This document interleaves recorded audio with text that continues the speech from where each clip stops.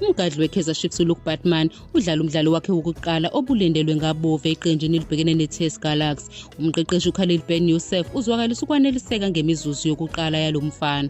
uBatman wakwadlalela iCape Town Spurs nomdlali weqembu lesizwe elincane laseNingizimu Afrika uthola imvume yokubhaliswa ngokusemthethweni neChiefs ezinyangeni ezimbili ezedlule. Kulandela ukulalelwa kweSAFA arbitration lapho iSpurs yayiphikisa ukuhamba kwakhe njengomdlali okhululekile. uBen Yusuf ukwamukela ukwethula komdlalo osemncane ephawula ukuthi ukujula okwandayo eqenjini kudala ukuncintisana okukhulu kwezindawo, isimo asijabulele kakhulu.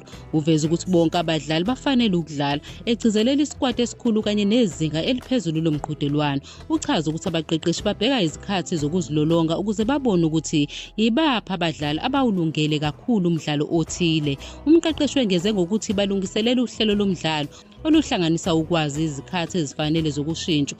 Ubalula ukuthi uBatman ungene emidlalweni cishe ngomzuzu ka-80 futhi wenza kahle kakhulu emizuzweni eyishumi yokugcina. Wavulela iqembu amathuba amaningi. Uphethe ngokuthi iqembu kumele liqhubeke nokusebenza. Waphinde wagcizelela ukuthi okubalulekile yiqembu, hayi umdlali ngamunye. Mayelana nokuthuthuka kobambiswano phakathi kwenkundla phakathi kosanda kufika uLebohang Maboe noLehlohono Lomatlo, uBen Yusuf uziphikile iziphakamiso zokuthi ithimba labaqeqeshi liyazama. Uvikela izinqumo zokushintshwa kwabadlali ngokuphawula ukuthi uAiden McCarthy uphumile ngenxa yokulimala futhi uma umdlali obambele enza kahle abaqeqeshi kumele balawule isquad.